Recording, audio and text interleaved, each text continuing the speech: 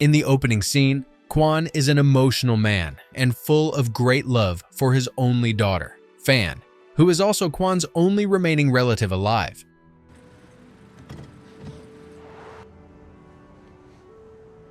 Because of this special position on Quan's life, he guards him with his life.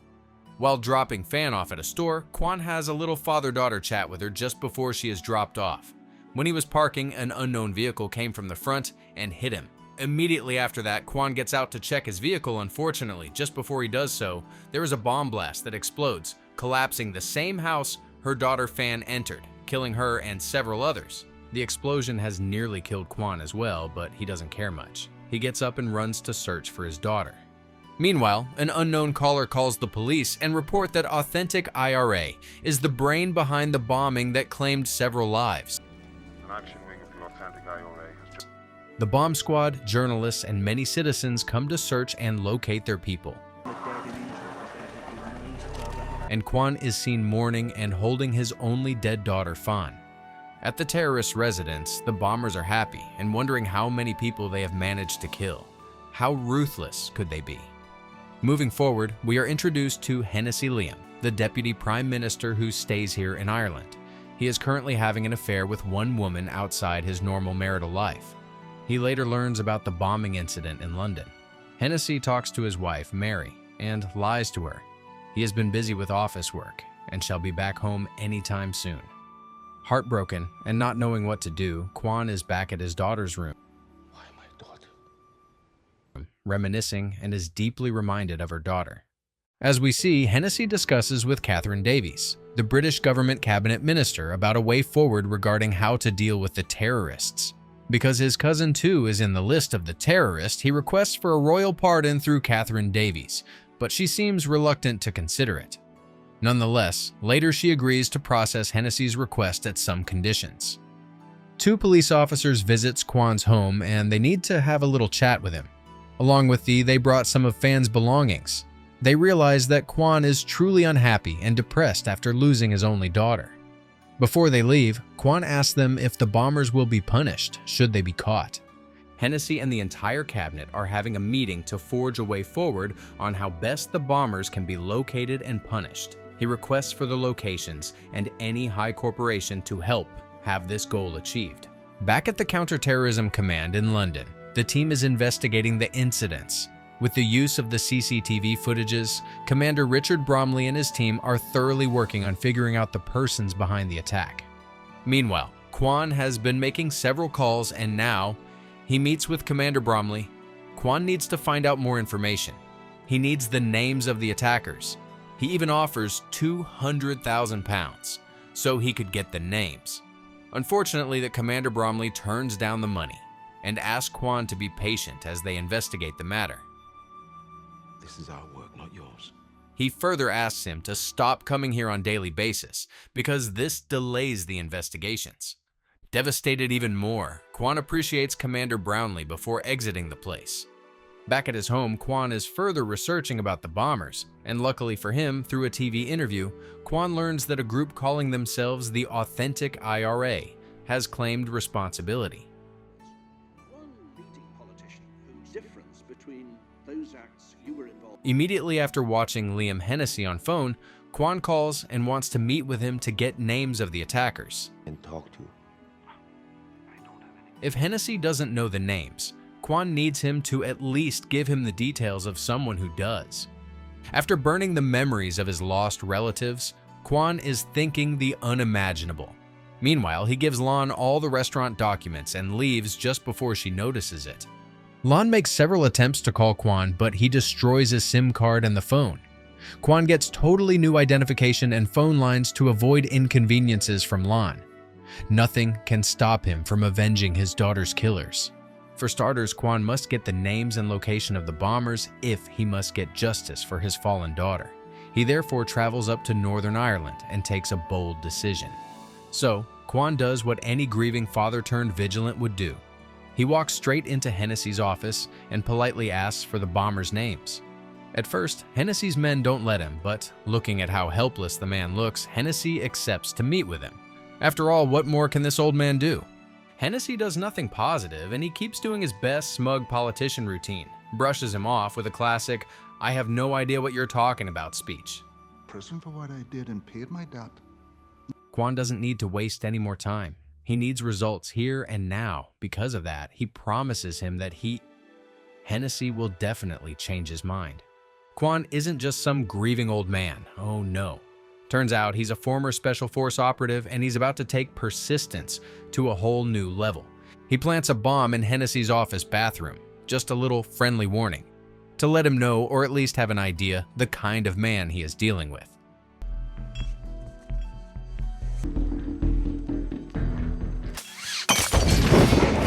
A specialist from the bomb squad comes and informs Hennessy that this was merely a warning, and should Liam Hennessy have any desire to discuss this further, he can call him anytime.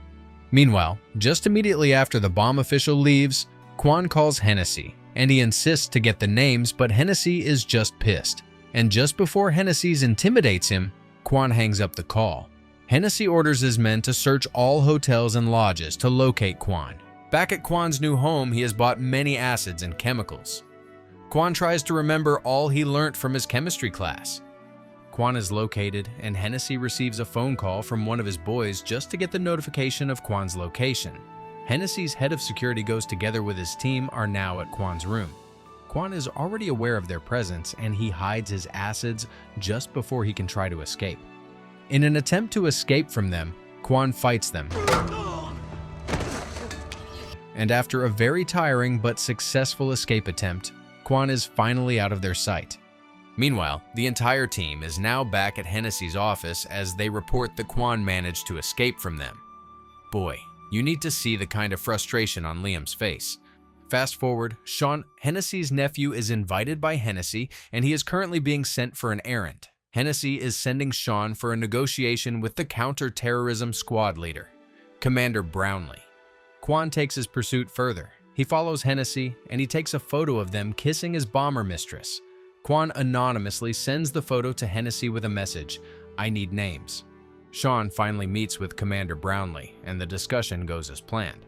However, Bromley insists next time Hennessy needs a favor, he must talk to him directly. Hennessy and his entire family have relocated to a farmhouse, but Quan locates him and takes down 2 of his men before planting a bomb inside his new farm home. Just before that, he puts 2 guards down, one after the other. He ties them just before putting a warning bomb inside the house. He is seated outside in the woods, waiting for the bomb to explode. Immediately after the explosion, the entire security team comes out running, and they eventually start planning a trail after Quan. Hennessy vividly realizes he underestimated Quan. These couple, Hennessy and Mary, clearly have their differences, and in the midst of the multiple threats, Mary informs Hennessy that she must go and ensure their daughter is safe in London. Meanwhile, the bombers are planning yet another great blast. They have already identified their target and immediately send a lady to pursue and make the operation smoother. While Hennessy is letting one of his boys to take and look after Mary, a bomb blast is heard outside. An entire squad is sent after Quan in the woods. Unluckily for them, Quan is ready and expecting them.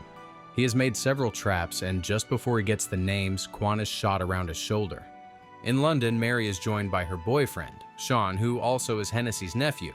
The two are about to go wild just before Hennessy calls Sean. Scared of the bomb, Hennessy informs Sean to communicate to Bromley that he will accept the terms. Unfortunately, Sean is out of the mood. He can't go ahead and execute the adult mission. Just before Sean leaves, Mary brainwashes him into thinking and believing his uncle Hennessy is evil. Back in the woods, Quan is having memories of his dead daughters just before he treats the injury he sustained from the shooting. After that, we are shown a flashback of how Quan lost his entire family during the Thai War.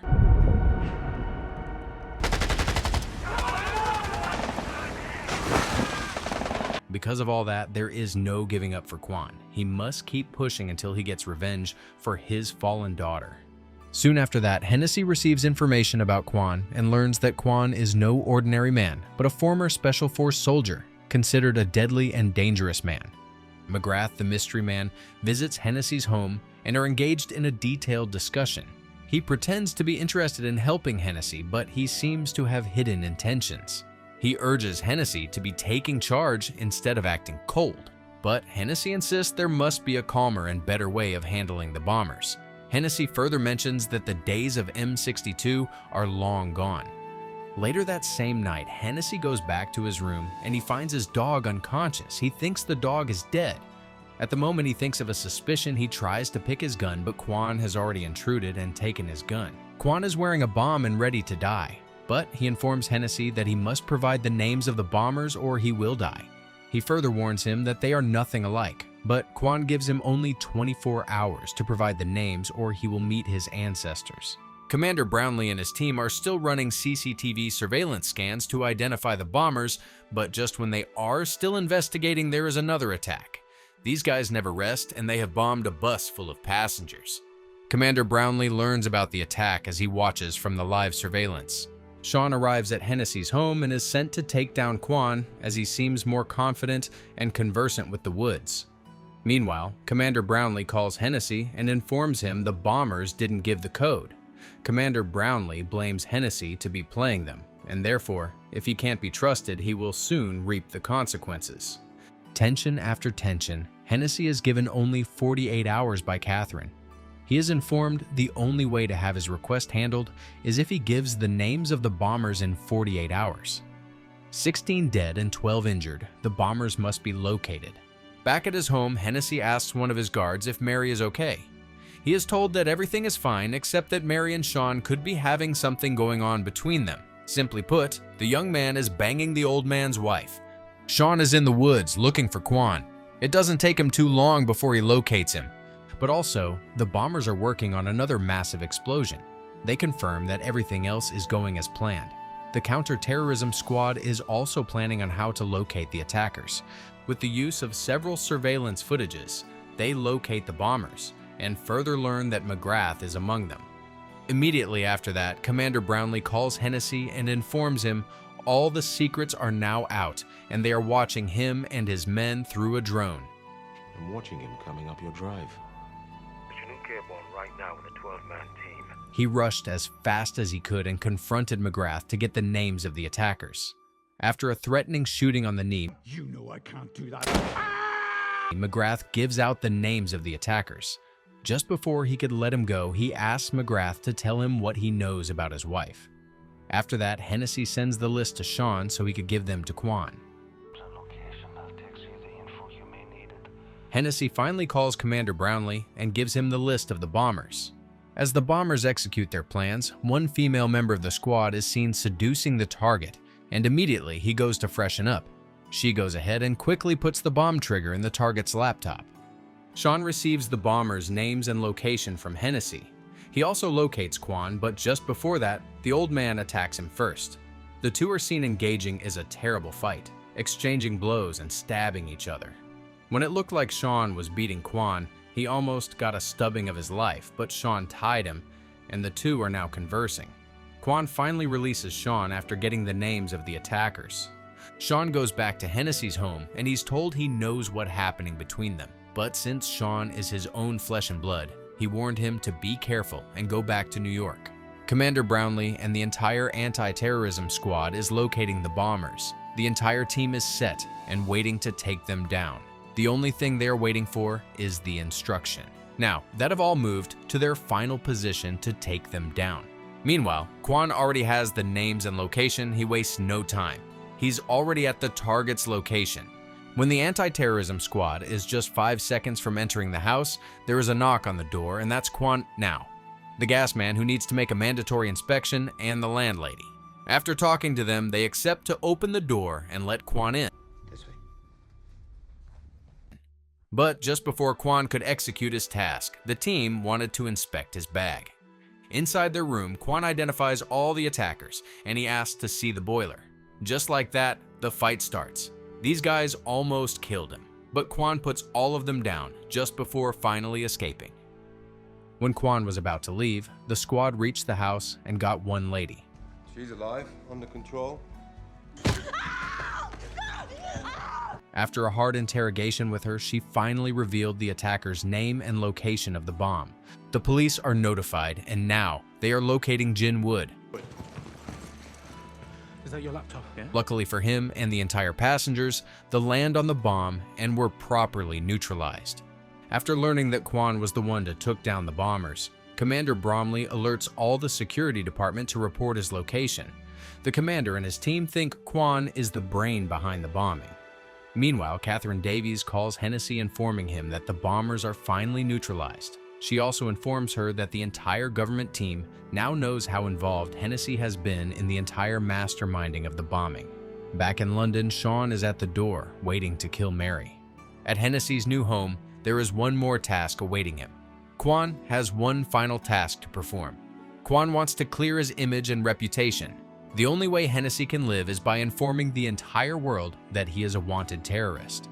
Left with no choice, Hennessy presses the phone and the entire world learns about his secret.